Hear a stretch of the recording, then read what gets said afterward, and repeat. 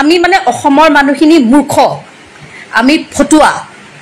আমি অসমৰ মানুহখিনি আমি একো নাজানো আমি মানে বিৰাট মানে আমি কি ক'ম আমি চাগে বহুত পাগল আমি একো নাজানো সেইকাৰণে আমাক টুকুৰা টুকুৰাকৈ খণ্ড খণ্ডকৈ ভিডিঅ'বোৰ দিয়া হৈছে বাকী ফটোগ্ৰাফি য'ত যিমান কি আছে চব সিহঁতে লুকুৱাই ৰাখিছে আৰু সঞ্জীৱ নাৰায়ণৰ গোটেই প্ৰেছ মিটটো চাই লৈ এটা কথাই বুজিলোঁ যে মুখ্যমন্ত্ৰীয়ে বা বিমল বৰাই মই বেলেগৰ কথা নানো মুখ্যমন্ত্ৰীয়ে সকলো কথা জানে সকলো কথাই জানে কাৰণ সঞ্জীৱ নাৰায়ণ তেওঁলোকৰ লগত বহুত ভাল সম্পৰ্ক আছে আৰু সঞ্জীৱ নাৰায়ণে নিজে বাচিবলৈ হলে কেতিয়াও কথা নুলুকাব মুখ্যমন্ত্ৰীক ইমানটো কথাও নুলুকাব আৰু মুখ্যমন্ত্ৰী ডাঙৰীয়াই সব কথা জানে আৰু জানি বুজি মুখ্যমন্ত্ৰী ডাঙৰীয়াৰ পৰিচালনাত কাৰণ তেওঁ ক'লেই যে আমাক প্ৰশাসনৰ ফালৰ পৰা বাধা দিয়া হৈছিলে সেইকাৰণে আমি আমুক কৰিব পৰা নাই ৰাইজ জাগ্ৰত হৈ আছে এনেকুৱা হৈ আছে তেনেকুৱা হৈ আছে গতিকে মানা কৰাৰ কাৰণেহে তেওঁলোকে মানে লগ কৰিব পৰা নাই জুবিনৰ পৰিয়ালক আৰু মানে ওলাবলৈ পৰা নাই এতিয়া মানে তেওঁলোকে থাকিব পৰা নাই আৰু কিন্তু প্ৰথম মানুহ হিচাপে সঞ্জীৱ নাৰায়ণ যদি জুবিনক ইমান ভাল পায় তেখেতৰ প্ৰথম কি কৰ্তব্য আছিলে মই মানি লৈছোঁ সঞ্জীৱ নাৰায়ণক অনা অসমীয়া কোৱাটো বাৰু বেয়া হৈছে বাৰু ঠিক আছে তেওঁ অসমীয়াই মই চব মানি লৈছোঁ সঞ্জীৱ নাৰায়ণে কেতিয়াও জুবিন গাৰ্গৰ ওপৰত নামাৰো মই সেইটোও মানি লৈছোঁ কিন্তু সঞ্জীৱ নাৰায়ণৰ মানুহ হিচাপে জুবিন গাৰ্গ বুলিও নহয় চিনি পোৱা বুলিও নহয় মানুহ হিচাপে কি কৰ্তব্য আছিলে এনেকুৱা এটা যদি দুৰ্ঘটনা হৈছে এনেকুৱা এটা ঘটনা হৈছে তেওঁ লগে লগে কোনো মিনিষ্টাৰে মন্ত্ৰীয়ে মুখ্যমন্ত্ৰীয়ে তেওঁক বচাব নোৱাৰিব তেওঁ লগে লগে ফেচবুক লাইভৰ জৰিয়তে সকলোখিনি কথা তেওঁ সন্ধিয়ালৈ হ'লেও তেওঁ গোটেই কথাখিনি কৈ দিব লাগিছিলে তেওঁলোকে কিয় নকলে প্ৰণয় বৰদলৈ কিয় নকলে তালৈ যোৱা প্ৰত্যেকজন অসমীয়াই নিশিতা গোস্বামীয়ে হওক অমৃত প্ৰভাই হওক শেখৰ জ্যোতিয়ে হওক যোনে নহওক আৰু কোন গৈছে মই এইবিলাক নাম চাম মই নাজানো কিন্তু লুকুৱালে কিয় লুকুৱালে অসমৰ ৰাইজৰ পৰা কিয় লুকুৱালে জুবিন গাৰ্গৰ অনুৰাগীবোৰে পাগলৰ দৰে নাখাই নবৈ ইমান মানে মাটিয়ে বালিয়ে বাগৰি ইমান কষ্ট কৰিলে জুবিনৰ অনুৰাগীখিনিয়ে মই এডোখৰতে আৰু এটা কথা কৈছোঁ মুখ্যমন্ত্ৰী ডাঙৰীয়াই কৈছে এদিনতে একে ৰাতিৰ ভিতৰতে জুবিনৰ ফেন ওলালে জুবিনৰ গান যিয়ে এবাৰ শুনিছে সি সদায় জুবিনৰ ফেন হৈ থাকিব মুখ্যমন্ত্ৰী ডাঙৰীয়াই জুবিনৰ কোন ফেন কোন নেফেন এয়া তেখেতে স্বীকৃতি দিব নালাগে তেখেতে মানুহৰ হৃদয় জুখিব পৰা যন্ত্ৰটো তেখেতৰ লগত নাই যে তেখেতে কোন ফেন হয় এক ৰাতিৰ ভিতৰত কোন ফেন নহয় এইবোৰ তেখেতে জুখিব পৰা কথা নহয় আৰু তেখেতে কৈছে যে ল'ৰাবিলাকৰ ওপৰত একশ্যন ল'ব আপুনি কি একশ্যন ল'ব ল'ৰাখিনিৰ যাৰ হৃদয় ভাঙিছে যি জুবিনৰ গানত ডাঙৰ হৈছে জুবিনৰ গান শুনি প্ৰেম কৰিবলৈ শিকিছে জুবিনৰ গানত সকলো বিচাৰি পাইছে সেই ল'ৰাখিনি এতিয়া আপুনি দেখিছোঁ 3-4 জন 5 জন মান এতিয়ালৈকে মৃত্যু হৈছে জুবিন গাৰ্গৰ বেদনা মৃত্যুৰ কথা সহ্য কৰিব নোৱাৰি তাৰ পিছত আপুনি কি এনেকুৱা যন্ত্ৰ উলিয়ালে যে আপুনি জুবিনৰ কোন ফেন হয় কোন ফেন নহয় আপুনি পৰখি উলিয়াবলৈ আপুনি সেই ল'ৰাখিনিৰ ওপৰত হয় বহু ল'ৰাই বাৰু আবেগতে ভুল কৰি দিছে আবেগতে অসমীয়াই 6 বছৰ আন্দোলন কৰি বহুত মানুহক হত্যাও কৰিছিলে আপোনালোকে কি কৈছিলে আপোনাৰ মনত আছে নাই আপুনিওতো বোলে এটা সময়ত আলফা আছিলে আপুনিও বোলে কোনোবা কাৰোবাৰ হত্যাকাণ্ডৰ লগত জড়িত হৈ আছিলে এতিয়া আপুনি প্ৰভু ঈশ্বৰ গোসাঁই নহয় যে আমি আপোনাৰ একদম প্ৰত্যেকটো কথাই বেদৰ বাণী বুলি আমি একে মানি ল'ম মাননীয় মুখ্যমন্ত্ৰী ডাঙৰীয়া আপুনি অসমৰ আপুনি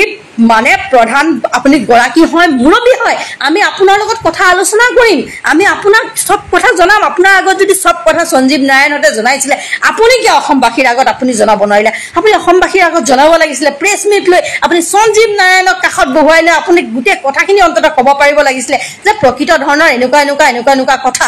আপুনি কিহৰ কাৰণে আপুনিও সব কথা জানি বুজি কেলে আপোনালোকে অসমৰ মানুহখিনিক ইমান ট্ৰপিবলৈ থৈ দিলে এই যে ভিডিঅ'বোৰ যে আহিছে এটুকুৰা প্ৰথম খণ্ড দ্বিতীয় খণ্ড তৃতীয় খণ্ড চতুৰ্থ খণ্ড এইবোৰ কি আমি মূৰ্খ আমি পাগল নে কি এইবিলাক আমাক কি কৰিব বিচাৰে আমাৰ ইমোশ্যনৰ লগত কেলে খেলিছে আমি জুবিন গাৰ্গক বহুতে সমালোচনা কৰি থৈছোঁ এই কাৰণে আমি বিচাৰোঁ যে জুবিন গাৰ্গ সংগঠিত ৰূপত থাকক তেওঁ আৰু শক্তিশালী হওক তেওঁ আমাৰ উঠি অহা যুৱ প্ৰজন্মক মদ ভাং নিচাসক্ত এই বস্তুবিলাকৰ পৰা তেওঁ বাৰণ কৰিবলৈ তেওঁ যাতে আমাৰ যুৱ প্ৰজন্মক আহ্বান জনাওক কাৰণ আমিও জানো জুবিনৰ এটা আহ্বানত যুৱ প্ৰজন্মই চব কৰি দিব আমি সেইকাৰণে জুবিনক সমালোচনা কৰোঁ যাতে তেওঁ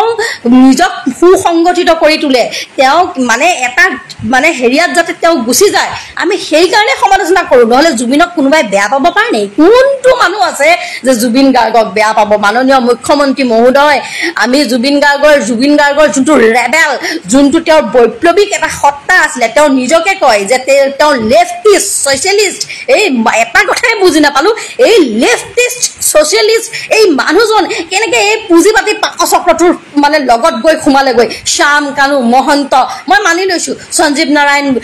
সেইদিনাখনি তাত নাছিলে পিছত গৈ পাইছেগৈ তেওঁৰ যোনখিনি কথা শুনিলোঁ কাৰণ আমি কথা অবিশ্বাস কৰিলেওতো নহ'ব আমি তেওঁৰ কথাখিনি বিশ্বাস কৰিছোঁ কিন্তু তেওঁ এটাই আমি কথা সুধিব বিচাৰিছোঁ সঞ্জীৱ নাৰায়ণক মই বুলি নহয় অসমৰ সকলোৱে এই সমগ্ৰ ঘটনাৱলী হোৱাৰ পিছত জুবিনৰ মৃত্যুক লৈ তেওঁলোকে হেতালি কেলে খেলিলে তেওঁলোকে জুবিনৰ সেইদিনাখনি ৰাতি লৈ তেওঁলোকে তেতিয়াই কেলে ঘটনাটো তেওঁলোকে গোটেই ফেচবুক লাইভৰ জৰিয়তে যি হয় যি নহয় তেওঁলোকে সঁচা কথাখিনি কেলে নক'লে আপোনালোকে কওকচোন আজিকালি মানুহ দুৰ্ঘটনাত পতিত হ'লে কিবা এটা হ'লে আমি জানো লগে লগে সেইবিলাক আমি ক্লিয়াৰিফাই নকৰোঁ মুখ্যমন্ত্ৰী মহোদয় আপুনি কি কৰিব বিচাৰিছে আপুনি এই ডাঙৰ আপুনি আজি ব্লেকলিষ্ট কৰিছে শ্যাম কানু মহন্তৰ এই নৰ্থ ইষ্ট ফেষ্টিভেল কিবা কিবি কিন্তু তেখেতক এইবিলাক কোনে দিছিলে আপোনালোকেইতো দিছিলে 2014 চনৰ পৰা কেন্দ্ৰত চৰকাৰ হৈছিলে আপোনালোকৰ চৰকাৰ হৈছিলে মই নাজানো আৰু কি আছে কি নাই কিন্তু আপোনালোকৰ আশীৰ্বাদতেইতো আজি শ্যাম কানু মহন্ত এই ইমান বেছি ডাঙৰ তেওঁৰ ওপৰত এতিয়া এলিগেশ্যন আহিবলৈ লৈছে আমি শুনিছোঁ আমি সেইবিলাক কথা নকওঁ আমি কাৰোক মানে বহুত বেছিকৈ ব্যক্তিগত ৰূপত আমি কাকো আক্ৰমণ নকৰোঁ কথা হ'ল জুবিন গাৰ্গক কেনেকৈ হত্যা কৰা হ'ল জুবিন গাৰ্গক জানি বুজি মৃত্যুৰ মুখত এৰি দিয়া হ'ল আমি যদি কেনেবাকৈ 4-5জন ল'ৰা গৈ যদি তাৰে লগৰ এজন যদি নদীত পৰি ক'ৰবাত গা ধুওঁতে মেলোঁতে এজনৰ মৃত্যু হয় পুলিচে কিন্তু বাকীখিনিক লগে লগে এৰেষ্ট কৰিব বাকীখিনি ফুটপোচ কৰিব কিবা কৰিব সেনেকুৱা কৰে কিন্তু শেখৰ যেতিয়া আহি ইয়াত চেনেলে আং বাং বকি ফুৰিছে তাক ধৰা নাই আজি সঞ্জীৱ নাৰায়ণক আপোনালোকে পৰামৰ্শ দিছে নেযাবলৈ নোলাবলৈ একো নামাতিবলৈ আজি উপায় নোহোৱাত যেতিয়া বেছি জনসাধাৰণ জাগ্ৰত হৈ গৈছে এতিয়া উপায় নাপায় আপোনালোকে চাগে তেওঁক পৰামৰ্শ দিছে যে নহয় প্ৰেছ মিট আজি প্ৰেছ মিট পাতিছে আমি কি পাগল নেকি আমি অসমবাসী ৰাইজ আমি পাগল নেকি আমাক কিয় ইম'চনেলি আমাক ফুল কৰিছে আমাক কিয় পাগল কৰিছে ইম'চনেলি আমি সবেও জুবিন গাৰ্গক ভাল পাওঁ ইয়াত কোনো দল চল কথা নাই ইয়াত দল নানিব বিজেপি চিজেপি আপোনালোকে ক'ত কেনেকৈ আপোনালোকে ৰাজনীতি কৰিছে আমি দেখি আছোঁ জুবিনৰ সৎকাৰ হ'ল কি নহ'ল চিটাত উঠিবলৈ পালে কি নাপালে আপুনি আপোনাৰ মানুহৰ দ্বাৰা আপোনাৰ প্ৰশংসা গোৱাবলৈ আৰম্ভ কৰি দিলে কিন্তু আপুনি ভিতৰত কেনেকুৱা কুটিল ৰাজনীতি কৰিছে সেইখিনিতো আমিও দেখি আছোঁ কিন্তু আমি সহ্য কৰি আছোঁ চব একমাত্ৰ জুবিন গাৰ্গক ন্যায় লাগে আমাক জুবিন গাৰ্গৰ ন্যায় লাগে এনেকুৱা এজন ব্যক্তি মানে অসমত দ্বিতীয়বাৰ নাপায় ভূপেন হাজৰিকা ঢুকাওঁতে আমি ভাবিছিলোঁ একো নহয় ভূপেন হাজৰিকা বাৰ্ধক্যজনিত কাৰণত মৰিছে কিন্তু আমাৰ দুখ লাগে ভূপেন হাজৰিকাৰ যি গানৰ শব্দ তেখেতৰ যি অসমীয়া জাতিক জাগ্ৰত কৰি থৈ যোৱা সচেতন কৰি থৈ যোৱা সেইবিলাক বস্তু যে নোহোৱা হৈ গ'ল আমাৰ সেইবিলাক দুখ আছিলে কিন্তু তথাপিতো জুবিন গাৰ্গ আছিলে আমি ধনী বুলি আমি নিজকে এনেকৈ ভাবিছিলোঁ কিন্তু জুবিন গাৰ্গৰ এই মৃত্যু কোনোৱে আশা কৰা নাই মুখ্যমন্ত্ৰী ডাঙৰীয়া আপুনি চব জানে আপোনাক সঞ্জীৱ নাৰায়ণৰ অন্ততঃ প্ৰেছ মিটটোৰ পৰা গম পালোঁ আপোনাক লগে চব কথা কৈছে ৰিণিকী বৌক কৈছে বাকী কাৰোবাক কৈছে আমি বেলেগ নাজানো মুঠতে আপুনি চব জানে মুখ্যমন্ত্ৰী ডাঙৰীয়া আপুনি কাক বচাবলৈ চেষ্টা কৰিছে আপুনি বাদ দিয়ক না আপোনাৰ নিৰ্বাচন বাদ দিয়কচোন আপুনি ঢেৰ পালে ন কিন্তু আপুনি এবাৰ সঁচা ন্যায় প্ৰদান কৰিবলৈ চেষ্টা কৰকচোন আপুনিতো বহুত বছৰ আজি 20-25 বছৰ একাধিক্ৰমে আপুনি মন্ত্ৰী হ'ল বিধায়ক হ'ল মুখ্যমন্ত্ৰী হ'ল আপুনি চব হ'ল আপোনালোকৰ বহুত টকা সম্পত্তি আছে আমাৰতো একো নাই ইমান ভিখাৰী মানুহে কেৱল জুবিনৰ ন্যায় বিচাৰিছে আমি ন্যায় বিচাৰিছোঁ মুখ্যমন্ত্ৰী মহোদয় কি আমি পাগল নেকি এই যে আপুনি চব জানে এই ভিডিঅ'ৰ যে টুকুৰাবোৰ যে আপোনালোকে অলপ সময়ৰ মূৰে যে আপোনালোকে কিবা নাটক এখন যেন পৰিচালনা কৰি আছে গোটেই ক'ৰবাৰ পৰা ছিংগাপুৰত থাকি কোনোবাই এটুকুৰা ভিডিঅ' দি পঠিয়াইছে এখন ফটো দি পঠিয়াইছে নিউজ চেনেলবিলাকে তাৰপিছত দিছে তাৰপিছত পাব্লিক আকৌ জাগ্ৰত হৈছে পাব্লিক আকৌ বেলেগ এটা এনেকুৱা ধৰণৰ গুচি যায় এইবোৰ কি কৰি আছে জুবিন গাৰ্গৰ নামত ল'ৰা মৰি আছে জুবিন গাৰ্গৰ নামত ছোৱালী মৰি আছে আপোনালোকে এইবিলাক কি কৰি আছে ৰাইজৰ ইমোশ্যনেলৰ লগত কিয় খেলি আছে আপোনালোকে কওকচোন কিয় খেলি আছে আপোনালোকে সিদ্ধাৰ্থ য'ত আছে এটা কথা, জুবিন গাৰ্গ এতিয়া কেৱল গৰিমাৰ স্বামী হৈ থকা নাই, জুবিন গাৰ্গ এতিয়া অসমৰ সম্পদ। জুবিন গাৰ্গৰ বাবে মানুহ মৰি আছে। তো গতিকে গৰিমা বৌক হয়তো প্ৰেছাৰ দিছে, কাৰণ এই কোনোবা এজন মিত্তাল নে কিনে মই এইবিলাক নাম চাম নাজানো, সেইজনেও হয়তো গৰিমা বৌক মই এইখিনি কাৰোবাৰ এটা পঢ়িলোঁ যে তেখেতৰ প্ৰেছাৰটো হয়তো সিদ্ধাৰ্থৰ ওপৰত এজাহাৰ দিয়াবিলাক উঠাই ল'বলৈ কৈছিলে। গতিকে গৰিমা বৌ এতিয়া একেবাৰে অকলশৰীয়া পাই গৰিমা বৌক হয়তো প্ৰেছাৰ দিছে, গৰিমা বৌক এতিয়া ব্লেকমেইল কৰিব। মই সমগ্ৰ অসমৰ ৰাইজক হাতযোৰ কৰি অনুৰোধ কৰিছোঁ, সকলোৱে গৰিমা বৌৰ লগত থিয় দিব লাগিব। আমি যদি জুবিন গাৰ্গৰ ন্যায় পাবলৈ হয়, আমি কিন্তু গৰিমা বৌৰ কাষত সকলোৱে থিয় দিব লাগিব। গৰিমা বৌক নহ'লে ব্লেকমেইলিং কৰিব। ইয়াত এটা সাংঘাতিক ডাঙৰ গেং জড়িত হৈ আছে। সিদ্ধাৰ্থ শৰ্মাই নহ'লে অকলে ইমান সাহস কেতিয়াও কৰিব নোৱাৰে। সিদ্ধাৰ্থ শৰ্মাই ইমান সাহস কেতিয়াও কৰিব নোৱাৰে। ইয়াত এটা ডাঙৰ কিবা এটা চলি আছে, মই কি চলিছে মই এইটো নাজানো, এইটো কেনেকুৱা এংগুলত গৈ কি ওলাবগৈ এইটো ভগৱান জানে। কিন্তু কিবা এটা যে হৈছে, জুবিন গাৰ্গক যে আওপকীয়াকৈ মানে হত্যা কৰা হ'ল, এই কথাটো আমি নিশ্চিত হৈ গ'লোঁ।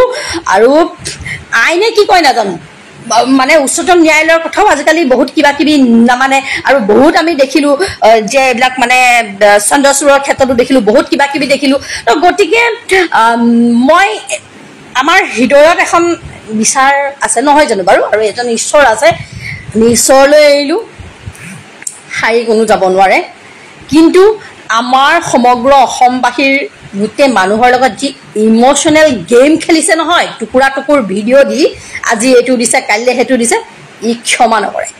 ই ক্ষমা নকৰে। মুখ্যমন্ত্ৰী মহোদয়, মই আপোনালোকক ক'লোঁ ক্ষমা নকৰে। আপোনালোকে একেলগে গোটেইখিনি গ্ৰেপ্তাৰ কৰি আপোনালোকে গোটেই ব্যৱস্থা লৈ আপোনালোকে কিহৰ কাৰণে আপোনালোকে গোটেই কথাখিনি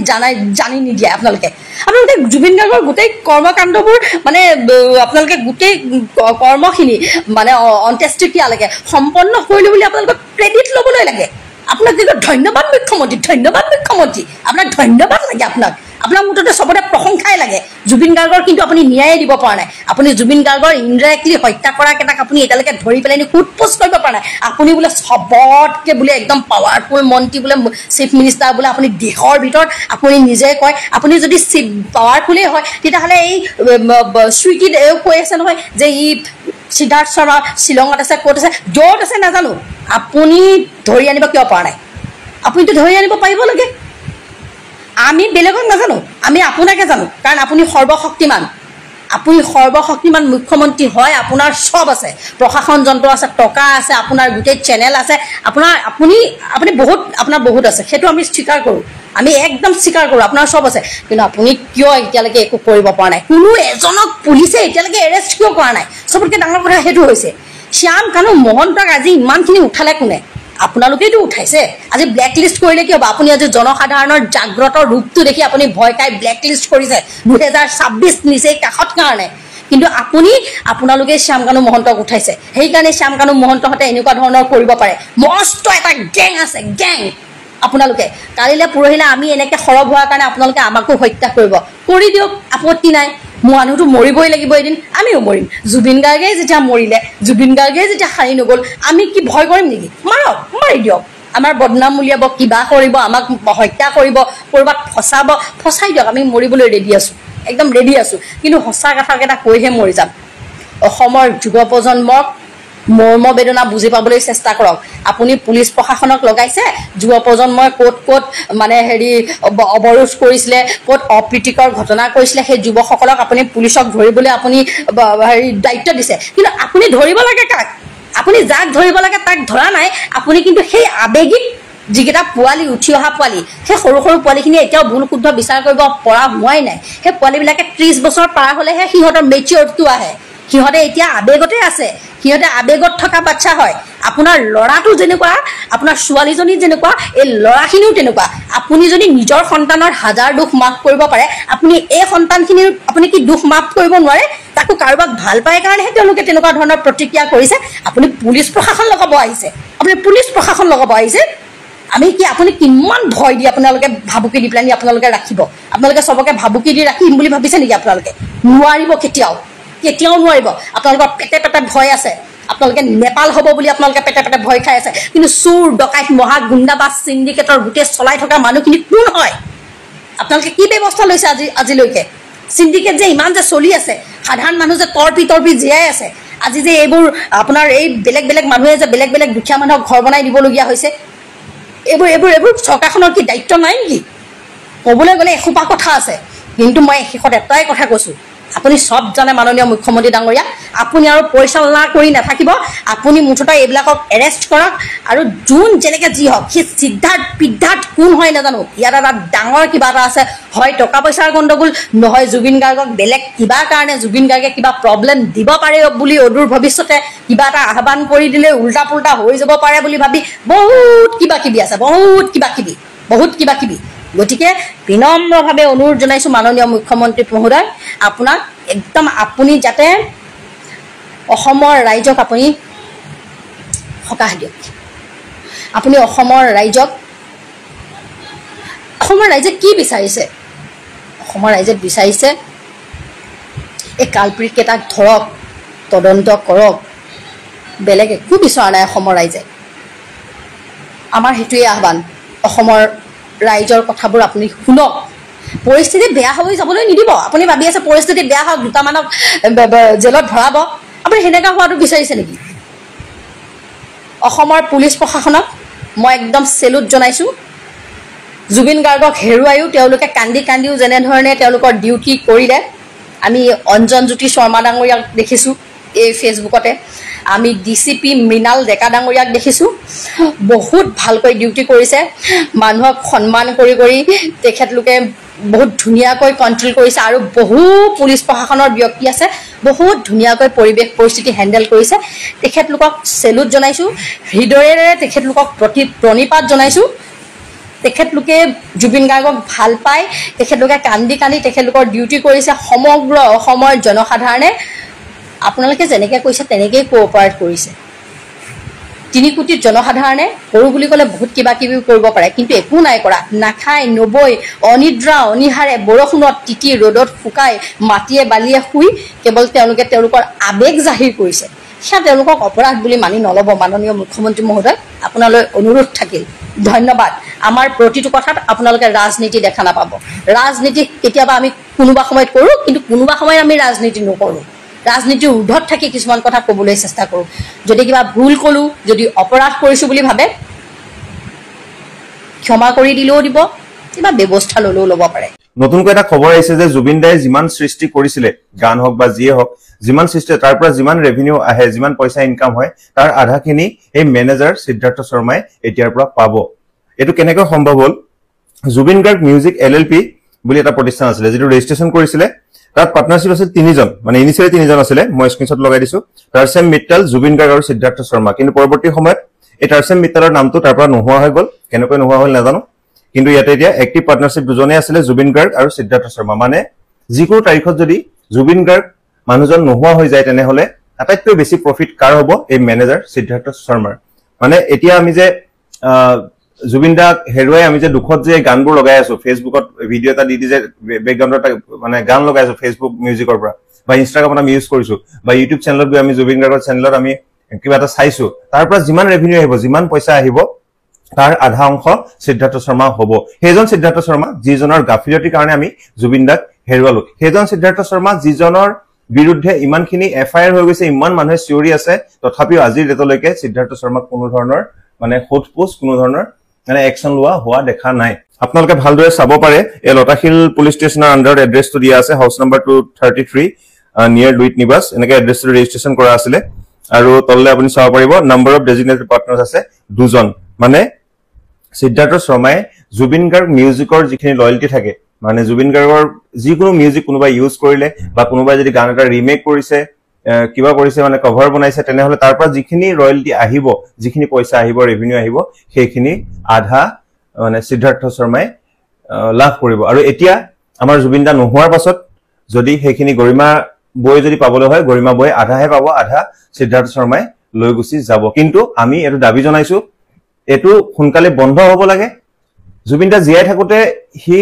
জুবিন দা লুটিপুটি খালে হি কিমান প্ৰপাৰ্টি বনালে কি বনালে হেটো আমি সকলোৱে নিউজত পাই আছো আৰু এতিয়া জুবিন দা নোহোৱা হোৱাৰ পিছত যদি হি এক পইচাও জুবিন দাৰ সৃষ্টিৰ পৰা পায় হেয়া আমি কেতিয়াও মানি ল'ব নোৱাৰো আমি এটো তীব্ৰ বিৰোধিতা কৰিছো আৰু এটোৰ ওপৰত অতি সোনকালে মানে একশন হ'ব লাগে চৰকাৰে গোটেই কামখিনি ভালকৈ কৰিছে মই মাননীয় মুখ্যমন্ত্ৰী হিমন্ত বিশ্ব শৰ্মা অনুৰোধ জনাইছো যে জুবিন দাক সিংগাপুৰৰ পৰা অনাপা ধৰি গুৱাহাটী আনি ইমান ডাঙৰ সমদল কৰি সোণাপুৰত অন্তিম সৎকাৰ কৰালৈকে সকলোখিনি একদম সুচাৰুৰূপে তেখেতে হেন্ডেল কৰিলে গতিকে এতিয়া মেইন কামটো বাকি আছে যে যিসকল ব্যক্তি মেইনলি সিদ্ধাৰ্থ শৰ্মা এওঁলোক জুবিন দাৰ মৃত্যুত ইনভলভ আছিলে তেওঁলোকৰ গাফিলতি আছিলে তেওঁলোকৰ কেয়াৰলেছনেছ আছিলে হেবিলাক আমি নাজানো নে তেওঁলোকে প্ৰি প্ল্যান কৰি জুবিন দাক হত্যা কৰিছে এখিনি গোটেইখিনি কথা ওলাব লাগে আৰু অতি সোনকালে ওলাব লাগে